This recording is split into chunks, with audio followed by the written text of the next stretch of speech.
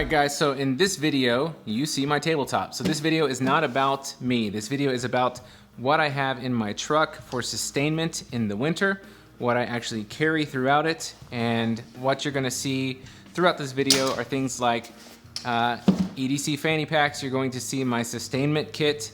You're going to see also the medical that I have. So here's my sustainment kit. We're gonna break this guy down along with what I have for medical and actually a little more long-term sustainment in the back of my truck. So should I need it, that I am prepared for whatever situation should arise. Now, with that said, a couple caveats before we get started. One, with the YouTube censorship, I'm not gonna show firearms in this video. I will make a separate video where I go over my truck gun setup, and you're just gonna have to watch that. Sorry guys, but YouTube is awful for firearms channels. So, and then secondly, I am in Tennessee.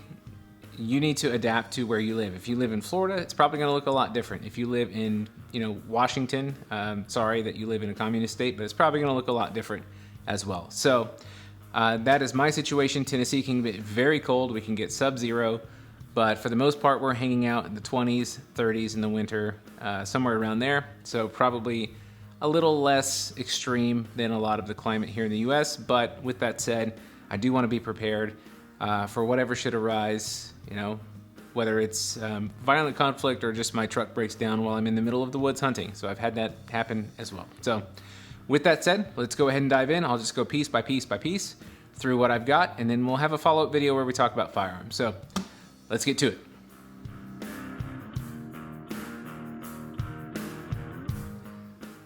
All right guys, so moving on here, this is my EDC fanny pack. I carry one every day. I actually have a redundancy of this, which lives in my vehicle. I do take it out, obviously, if I'm not gonna be in my vehicle, but I don't wanna show firearms in this video because YouTube will kill it.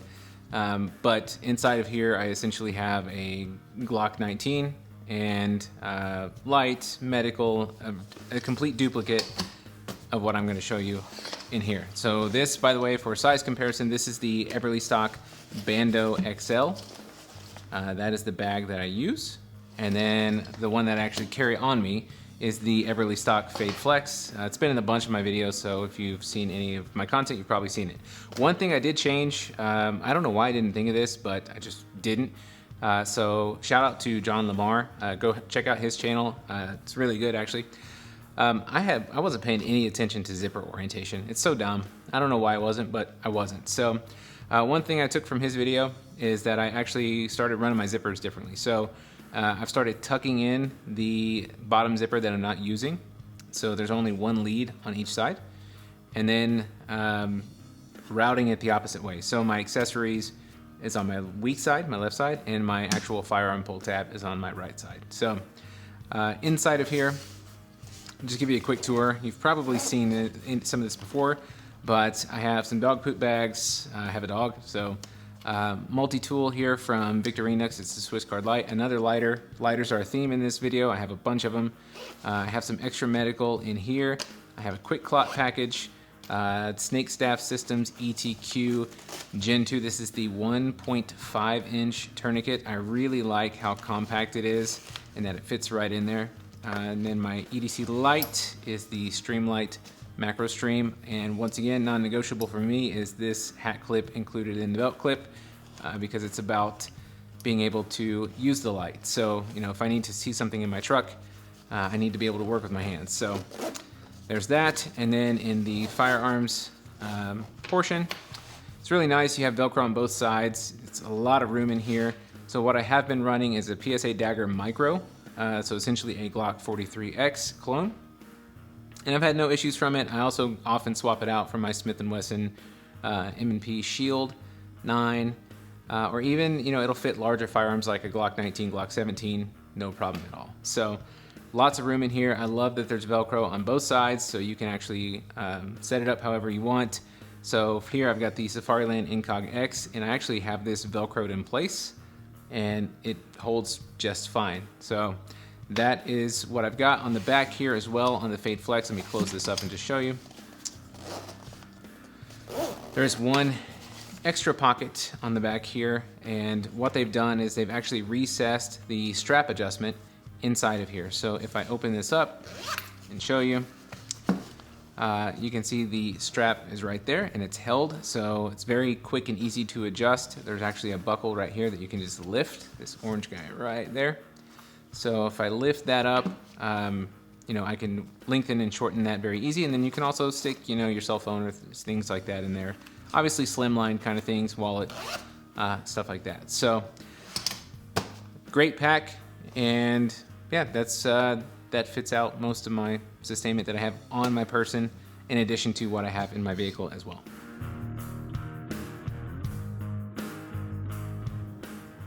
All right, guys, so next up, this is sort of my grab and go sustainment, admin, whatever you want to call it, just a general nicety pouch. Sorry for the plane flying over, as Krisky would say, that's the scary dog man.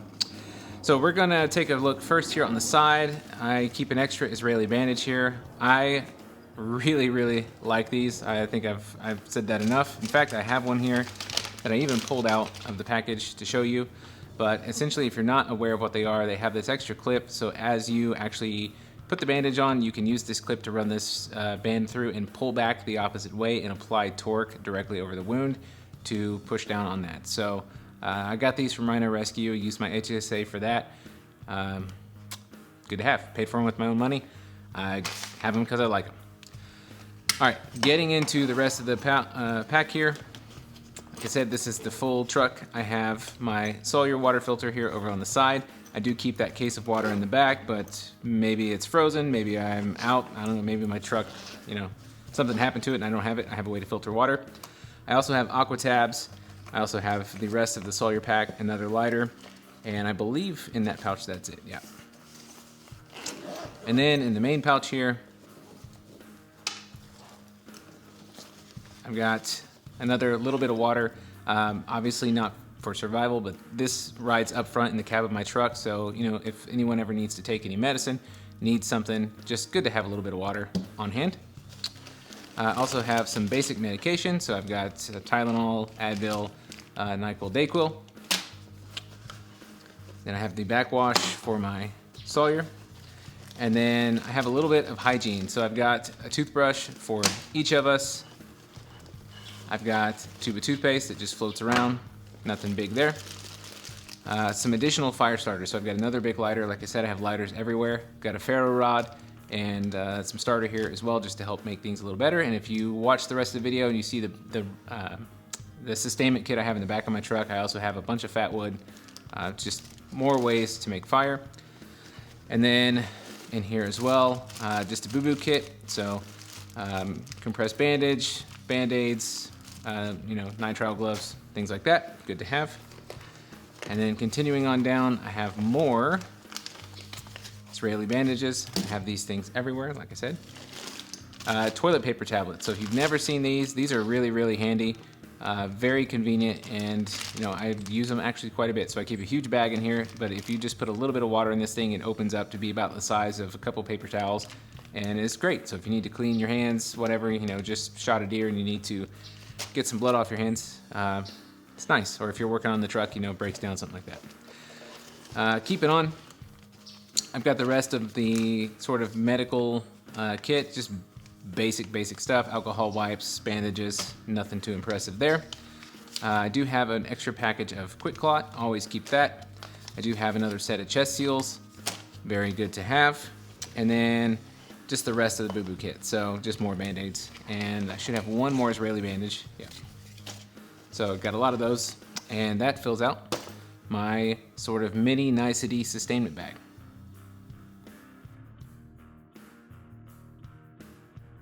So now we're going to move on to medical. It's very more likely that you're going to need to plug holes in somebody than it is you're going to need to poke holes in somebody. So as of such, I prepare for that. So this is the MyMedic MyFac Pro. I absolutely love this kit. I have used it for a couple years now, and I've made a couple changes to it, which I'll show you as we get through it. Some things that I do for redundancy. And yeah, so the overall kit, it does have some MOLLE on the top. I don't use that, as you can see, but it's probably 12 inches long, about 8 inches wide, and 6 inches tall. So it's pretty compact, but there's a lot of stuff in here. So let's go ahead and crack it open. And what you will notice as soon as you open it up is that everything inside here is color coded. It would be a very good idea to learn what those colors are, learn where your kit is, what's in your kit, so I know if I need an ice pack, I'm going to the back. If I need Z-zips, I'm in the back. If I need blood control, bleeding control, I'm in the front. So, knowing where your gloves are, taking care of yourself as well.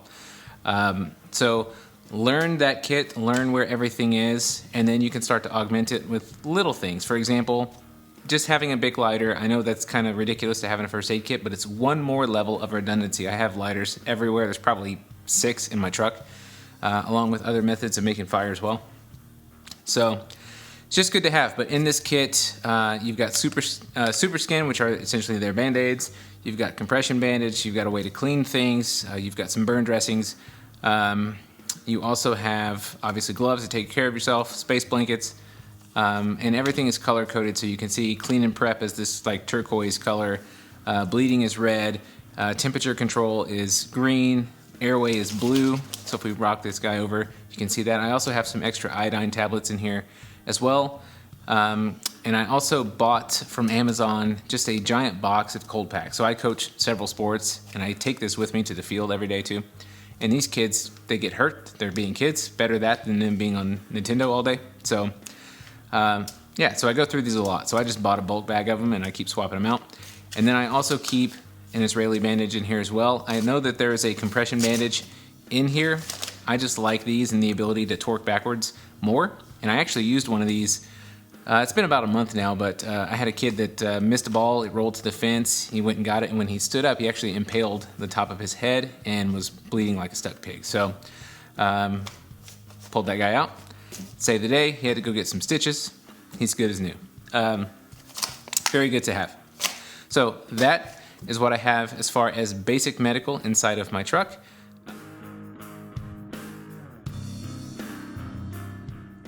Alright guys, so now we're moving on to the back of the truck, and this is my exact setup going into winter. So right now, where I'm at, it's archery deer season, so I do have a little bit of extra gear I throw in when I'm out hunting. But for the most part, this is actually what I carry. It's pretty minimal, but as you'll see, there's a lot of functionality in here, and it's kind of scalable as well. So first off, in the corner, I have the jack. You should obviously have a jack to your vehicle. Normally it lives inside the cab, but I've got some different things in there, so I actually just keep it in the corner. I also have ratchet straps, just normal guy stuff to have in your truck. It's going to come in handy. And then I also keep some paracord where I just tie loops. Helps me just extend, and I can, make my ratchet straps go a little farther. That is my hunting pack, so we can kind of disregard that, but right now. But in there's, aside from just some hunting stuff, I've got an extra bottle of water, a tourniquet, some ammunition, and basic things. I'll have to pull the ammo out though. Obviously it's still archery season, but I keep a box of 308 in there as well. I keep a case of water. Yes, it does freeze, but these water bottles typically don't burst, and if they do, not all of them are going to burst, so it's not that big of a deal. But I'm sure what you guys are most interested in, other than that little yellow jacket there, is what's in my tote. So let's go ahead and take a look. So move on, buddy. Come on. Alright, so I'm going to move this out of the way, pull this forward, and we'll take a look. So in the tote, let me set this here so we can kind of unpack it. I keep just an inexpensive tactical backpack here. Probably would be better to have something that doesn't look tactical, but that's just what I've got. I already have it. I don't have to spend any more money on it. So that's what I use. I've got some surplus gear on here, so I've got some mag carriers if I need them, just an accessory pouch. I keep this thing not filled, so if I need to take off, I can put in here what I need and then take off from that. Additionally, I also keep a chest rig. This is just a very basic chest rig, and sometimes I even pull the placard off the bottom here and just use this if I'm going hunting and want to just keep my setup minimal.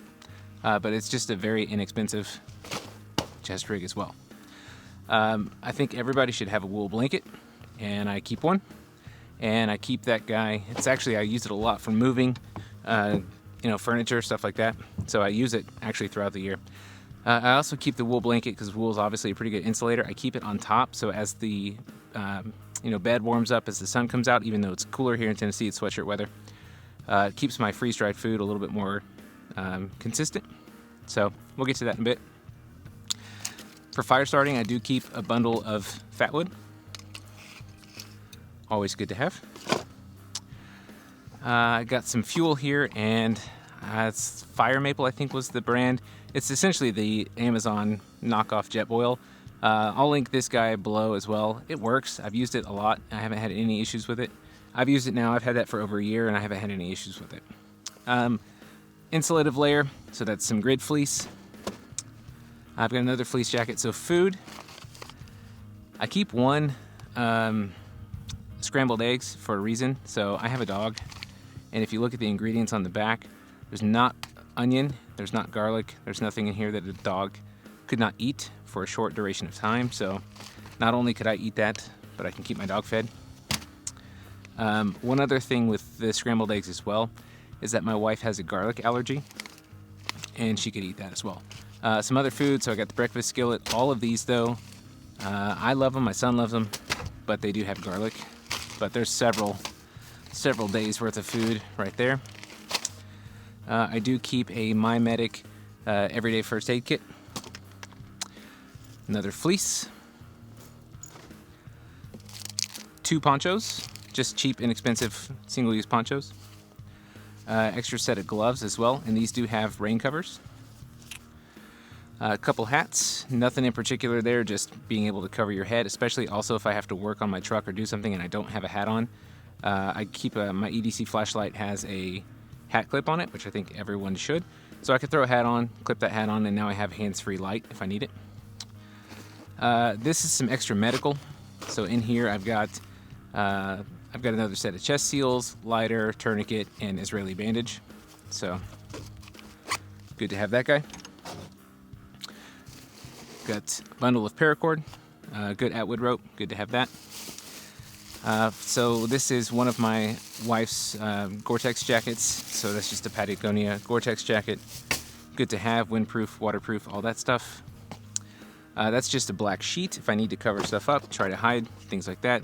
Probably not ideal, but it's better than nothing. I've got some extra socks because everyone needs clean socks. Some disinfectant, can of WD-40, boot knife, another tourniquet, Israeli bandage, a firearm cleaning kit. This is a complete set of pants and jacket of Vertex Recon. This is the shell. So I've got a waterproof upper and lower layer. And then I've got a pad here, so once again, if I have to work on my truck, get under it, something there to keep my knees from shredding. And then in here, I have extra ammunition. It's probably really hard for you to see it, but I have extra ammunition for every caliber of firearm that I own. So that is something I think is very useful because you never know what you're going to have on you at the time. And good to have that. So as far as the back of the truck, that's what I've got. What do you guys have? What do you think? What do you do different? Let me know your thoughts. All right, guys, so that wraps up the video on truck sustainment, my winter survival setup. I'm really curious what you guys think about it, what you have. Are you running redundancies? Do you have multiple packs? Do you have one? Do you have any? Do you have a backpack with some basics in there? Do you have a full-out decked drawer system that is, fully loaded to the gills, camper shell, like full overland rig? What do you have? Let me know. What if you were me in the scenario that I showed you with the gear that I showed you, what would you change?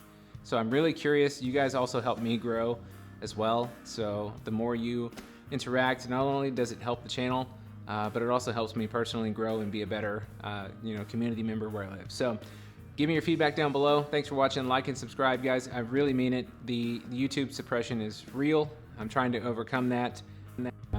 But it's real, and we're in a fight right now for freedom of speech and obviously go down the line in the Constitution. So y'all have a great day. Thanks for watching. See you on the next one.